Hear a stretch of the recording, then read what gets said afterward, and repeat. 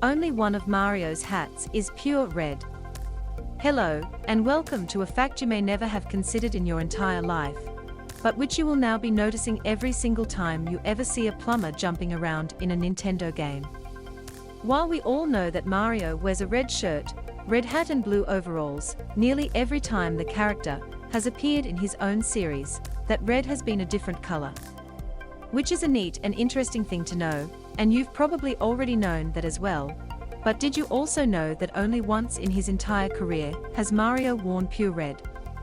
The wonderful Super Mario Broth decided to grab a sample of Mario's hat shirt color from a number of different games, find the hex color figure, and compare them. If you've never had to use them before, hex colors are when we give a numerical code to a color in order to precisely identify it when printing or using software like, say, Photoshop. Photoshop's color picker, with #FF0000, the reddest of the reds, shown. What they found was pretty surprising. Mario's palette has drifted from being almost brown in earlier games to darker, more maroon tones in 21st century 3D titles, with one title in the middle of all of those standing out. Super Mario 64, which has the hex color code #FF0000, meaning it is pure red. As red as the color can get. The reddest that Mario's shirt and hat have ever been was in Super Mario 64, where they were the hex color FF0000, the purest red representable on a screen. All Mario sprites and models before and after this used various less pure shades of red.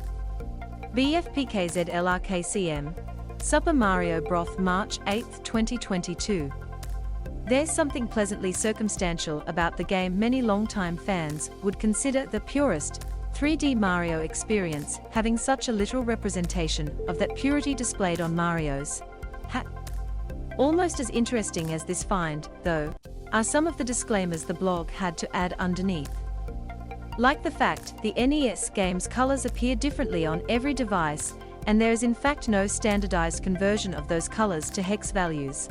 That Mario's pure N64 colors were not replicated in his other appearances on the console, and that Super Mario Odyssey's textures were so complicated they couldn't pinpoint a single hex code for the color, and instead just had to smoosh them all together for an approximation. If this is somehow the first time you've come across some of Super Mario Broth's fantastic Nintendo trivia, you can check out more at their Patreon page.